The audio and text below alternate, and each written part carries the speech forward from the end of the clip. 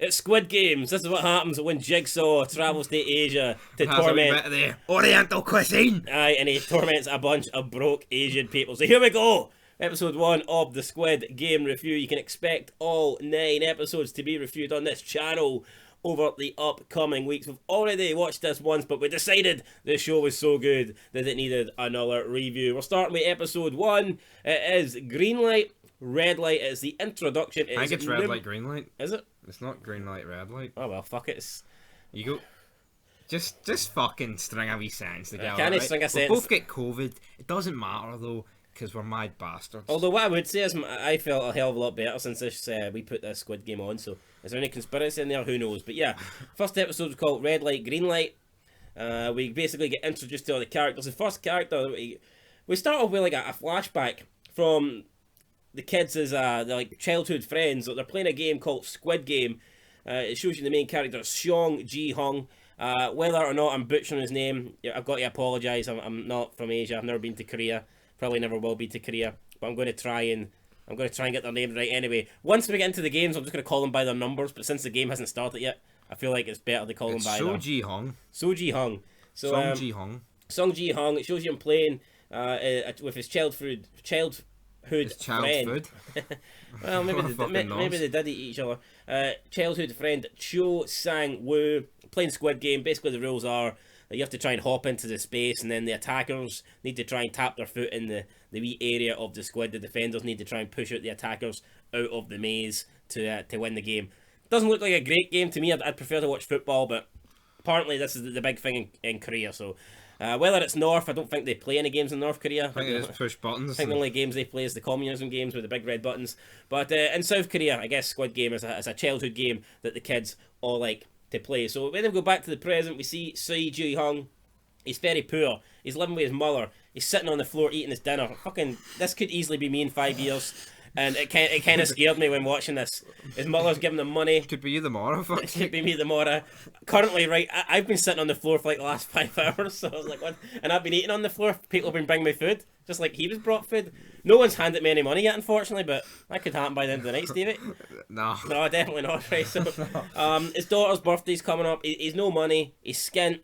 His mum gives him like $100,000, and we think he brushes it off like it's a bag of dog shit. Yeah, it's like then she like doubles it. It's at this stage you kind of learn here this currency must be absolutely whacked because there's just no value in this money. He's complaining about his mother working hard and that she doesn't get paid to work hard, so she should go a bit easier. But it looked like to me she was, doing chores in the house. So I don't. Does she get paid to do her own house chores? Fuck! I wish there was a gimmick where I could get paid to do house chores. You still wouldn't do yours, you lazy bastard. Well, maybe I would have, took them up sometime over the years. But so yeah, she leaves. All of a sudden, he goes into the cupboard, brings out a cookie jar, and there's a credit card in there. What she takes to the ATM after a failed couple of attempts. He tried his own birth date for the password. It wasn't successful. He tries his daughter's birth date, and it was successful. And then he says, my mother loves my daughter more than me. Pretty pathetic here from a 46-year-old man. 47-year-old man. Just because it reminds me of someone who is also in the similar age bracket. Who's approaching 50. And likes a gamble. Yep, and takes whatever he can get off his mother. But yeah, I mean, I don't know whether he eats his dinner on the floor like but he doesn't see any of his kids compared to this guy's one. Well, this guy makes an effort. Exactly. So this guy put himself in a fucking death trap just to pay.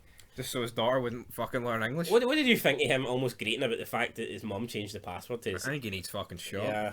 So he gets some money. They go gambling. They're betting on the horses. Literally every single horse loses. His friend's with him. He's losing. They're just a bunch of losers, and that pretty much sums this show up here from the get-go in episode 1. Finally, he decides last race he's going to bet 6 and 8. I think in a forecast, because it is 6 and 8 is like, I don't know, his daughter's birthday, so I guess she was born on the 6th of August, or maybe it was the the 8th of June. But regardless, bet 6 and 8. It wins in the race. He seems to win a shitload of money. He wins 4.1 million, but it turns out that 4.1 million isn't really all that much. It's about 50 quid. I think he gives a tip of like 50 grand or something to the person, the server in the bookies. So then he phones his daughter. He says, "We ain't going to eat that shitey fried chicken tonight. He ain't going to KFC. They ain't going to be having rat or bat or whatever they eat over here. They're going to be having some. nice cuisine for a change. And you're going to be eating dog. Yeah. Okay. Well, there was a cat later in the episode, but I think that managed to escape. She says okay. He said he's going to get lots of presents. As soon as he says that, loan sharks appear. He absolutely bricks it. Makes a run. Bumps into a woman. Kang Si. Who, yeah, we later find out to be Kang Si. Spills her drink, but he seems to be a bit... He does seem concerned, you know. He's trying to fix her up, help her up, gives her a drink back, sticks a straw in her wee drink. I mean, I'm pretty sure it's the last thing you worry about when you've just been knocked over in a mall. Then he goes in to hide to the toilets. I mean, why would you go and hide in the dead-end toilets? I mean, that has to be the dumbest idea ever. You go to a public... You were already in a public fucking spot. Like. You could have just stood there, nothing would have probably happened to him. But nah, he goes into a secluded toilet where there's nobody about and he's trapped for him on.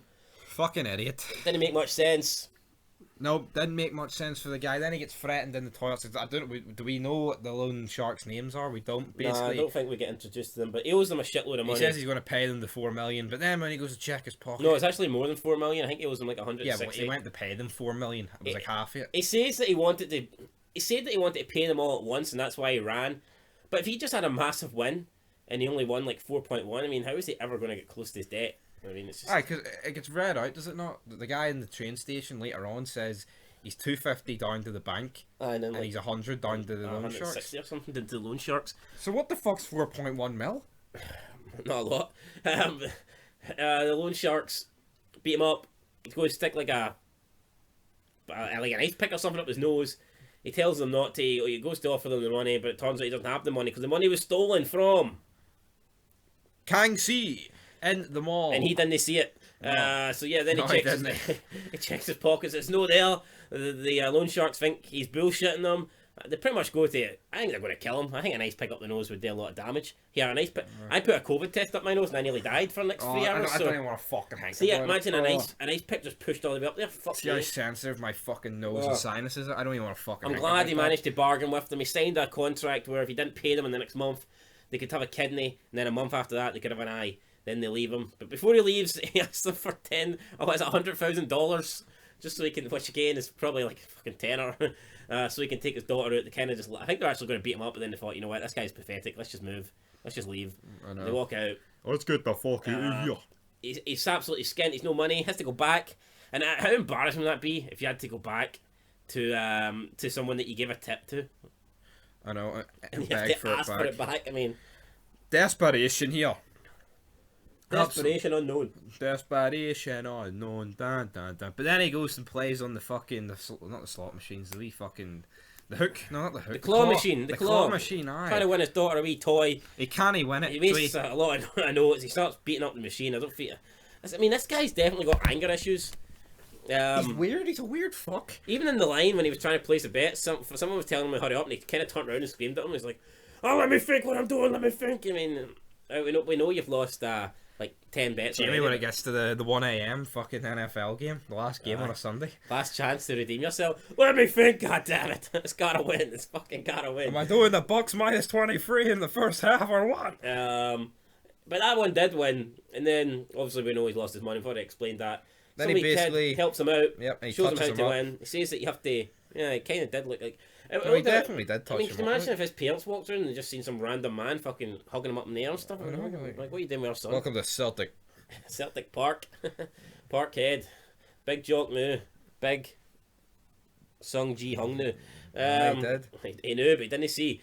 Then he wins a toy, doesn't know what the toy is, doesn't even open the toy. It's like boxed up and ribboned, and just takes it to his daughter. Fucking retard. Goes for some absolute shite meal. Apologised for not being able to take her for some fancy. She says she likes this meal, she's not allowed her at home, and he's like, well, eat up then. Gives her the present. Turns out to be a gun. They got an absolute failure. Then it's a lighter. You pull the trigger and a lighter comes out. Hopefully it can shine light on Si Jung-ho's life, because at the moment there's not much there. It's pretty grim. It's pretty dark. It's pretty grim. It's I don't believe in suicide, but I believe this guy could maybe be on the verge, because not a lot's going right for him. His daughter leaves. It seems like his daughter's about to tell him a secret. She didn't. She kind of held it in. Then she left. He was home 10 minutes late, apparently, bringing his daughter home, and his ex-wife was like pure freaking out. It's like, she's cold. She hasn't got her night clothes on. I mean, how much colder did it get in 10 fucking minutes? You stupid bitch. Don't get me wrong. It can get dark in 10 minutes. Like, I'm not going to deny that. Like, there's been times I've been looking and it's like, oh, it's pretty light. And then you look and it's pitch black. Aye, but 10 minutes is 10 fucking minutes. Yeah, it's not like it was 10 hours late. Or maybe 10 hours, maybe the time is also shite. So maybe 10 minutes is like fucking 300 hours in China, you know, or Korea, Asia. Maybe that's the shit they're fed in the fucking communist Sorry, TV. that was some rush hour fucking racism right there. Rush hour.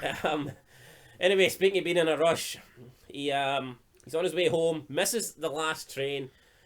Absolute. I mean, you feel sorry for him already. I mean, he's not even entered the games yet, and you just feel like you want to, I don't know, give the guy a loan, even though I'm skint and I couldn't afford to give him nothing. But they wouldn't pay me back, so fuck him. Nice. He's approached by some smart-looking dude in a suit who wants to play this game where basically you've got like envelopes, and your opponent's envelope is on the floor. You've got your envelope in your hand. You have to slap it. Yeah, you have to slap your opponent's envelope and flip it over. Although Si Jung-hong was a wee bit. He didn't really. He was a bit skeptical. He didn't think this was legit, and who would think this is legit? Although maybe if it was actually in British money, you go, well, £20 not that much. But when someone's offering you $100 just to try and flip over an envelope, it doesn't seem like it's real. So he accepts. Turns out he's not very good. The guy wins. The guy wants money, and our hero, our main man, if you want to call him that, he's getting name money. Has name money. So he gets slapped in the face. The guy says he can pay with slaps. So every time he loses, he's going to get slapped. He then went on to lose about probably, I don't know, like 50 times. Finally, after having a bruised face, after looking like Rocky, after fighting Apollo Creed. Fuck me. Ivan fucking Drago, alright? You finish this. Ivan Drago steps up, right? He gets battered, but the one time he doesn't get battered, he wins, he gets paid, happy days, and the guy, but your body belongs to us now, brother. And then... No, he gives him a card and offers him to play the game. Aye. His body doesn't really belong to him, like. That's what he says. No, he says his body belongs to... He signed a contract to give away his organs. Then he mentioned all his debt. Aye, but then he says, and then he says to him, you basically signed this up. Aye. We own your physical body now. No, well, maybe, okay. Well, he did fucking say that. Alright, fair enough, I'm not going to argue. Then he returns home with the money, he pays fucking Cho Sang's mother a visit, gets fish. Partly underpays her, but he told her to keep the change. What a guy. But he gave her like $4,000. Imagine paying $4,000 for some fish, and it's not enough. And then you give it to a cat. Yeah, like fucking some... Oh, this cat likes Sheba, this cat only eats rich meals. Well, you're getting a rich meal tonight. Fucking $4,000 in the pocket, because this cat has to fucking eat. At least adopt a cat. I would have took it home with. Because you're fucking in a Calpol box, like, but unless we save that the better. A Calpol box? A deep heat box? That's all this. Then we move on, he gets home, and after debating his life, I guess, he decides to give a phone call. Meets up. Well, actually, no, that's not what happens. I'm skipping an important bit. Are you? Yep, his mother reveals that his daughter is on the verge of moving to America, and that he won't see her anymore, and that she'll no longer speak Korean. And but what gets me about this, right? It's like, alright, that's a bummer, because she won't be able to speak Korean, even though she might still. Her mum and dad, well, her mum and stepdad might want her to, right? I disagree. I think like those Korean like families, I think that they're very strict like that. Yeah, I think they favour tradition. I think they if they moved to another country, obviously they're going to learn English, but I think they would still teach their children Korean. But say they didn't, right? Unless it was spiteful and they're like, here, we're not going to learn you Korean, so you can't speak to your dad. But say they didn't. Right. Is it out of the question for this guy to learn English for his fucking only kid? Well, he doesn't seem that smart, does he? Possibly. Probably fucking is. This makes him decide that he is going to enter the games, gets a phone call, has a collection point, jumps in a fan, questions why everyone else is sleeping, and the next minute gas lights up and he's conked out. He's sleeping like David Price when something lands on his chin. You get that reference. Good luck. Aye. If you didn't, bad luck. He's a boxer, by the way. Right, what happens next? Yep, he wakes up in the big warehouse with the other 455 competitors, and this is where we get introduced to a bunch of new characters. We get introduced to player 1, Onam. Onam? Oh fucking no. No. Why is this guy in here? Looks about 210 years old. I mean, fucking... I don't know. Older than the main character's player number, that's for sure. But he's in here counting his number. He's on about how he knows how many people are playing, but counting numbers is good for his health, say the doctors. It will prevent him from getting... Dementia. But he has a brain tumour, so that's kind of irrelevant. This guy is Jigsaw. Yeah, it fucking is, isn't it? Right. Si Hung Ho questions like why he's there. Like, he says, surely you should be at home having your daughter-in-law cooking meals for you. And again, that's just kind of goes to show you like the Asian like tradition and like culture that women are in the kitchen.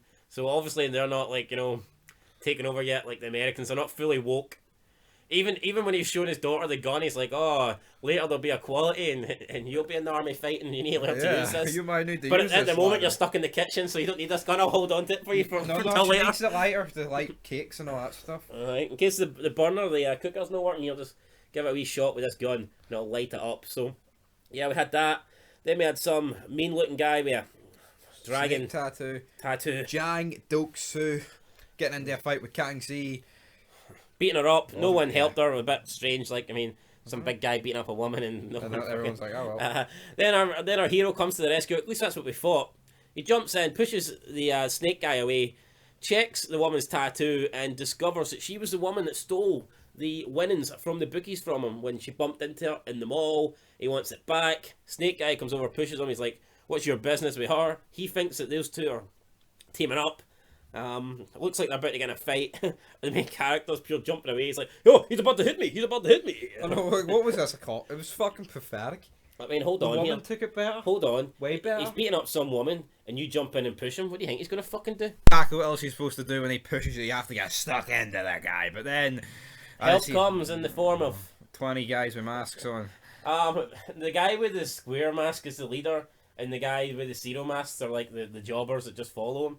I thought it was a bit- The circle mask. Circle you mask, fucking oh, well. Zero. What is he? Fucking Master Zero? Whatever the fuck his name was. forgive me, right? But I thought zero, circle, and square were more important than the triangle controls. Maybe because the triangle's the top, and then X and the ones that are just beneath it. Could be that. Could be that. Could be actually. Alright, let's move on. Yeah, we move on, and then we're introduced basically about the rules and shit. Everyone's like, talked about how their debt and how much debt they've got, and then basically everyone's like, "You're not here against your will." They all have to sign up to the first game. Then they make their way to the first game. They're getting their pictures took, a couple of wee goofy shots in here, and then we see the big top man. He's taking his position. When all the players are revealed, it is Si Jung-hong who witnesses his childhood friend is in here. A guy that he thought was making bank, a guy that he thought was super successful, and it turns out As a Cho jobber. Sang-woo is just like him, fucking broke, Yep. and playing the same game. Yep, he's playing Fire Stack 7s here. And red light, green light is about to whip your ass, jabroni. And then we get 3 doors open. All 456 of them come out. The rules are explained to them. If you're caught on red light moving, you will be eliminated. Yep, man. Eliminate it permanently. It but, doesn't really elaborate on that, but the first guy, Crunchy Coopen, he is the first to bite the bullet, and it's a big bullet to the dome, but no, Yeah, the first two contestants are treating it as a joke. They bet each other money who can cross the line first. a million. And, Million each, which just sums it fucking up. And both of their millions pretty much go up in smoke. The first two contestants to be eliminated, both shot. This causes a massive panic. All the remaining most of the remaining contestants try and flee. They try and get to the doors where they entered. But all this does is just create an absolute massacre. And more than half the contestants are wiped out in game 1. Yes, absolute blood fest. I mean, there's only a couple. There's about 10 are left. When the timer runs out, they all get shot. Our main character, he manages to get across by the help of Abdul. He's the only guy that's not Korean in this game. Cho Sang-woo realises through the game that they shoot you if they move, and for someone who's smart, I thought that was like the most fucking obvious statement he could have made. I mean, he turns around and says to He also our says, guy- though, if you're behind someone, yeah, they won't that, I shoot mean you.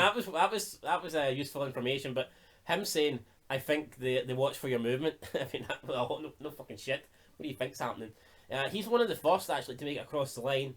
We've got the old guy, Mr. Zero.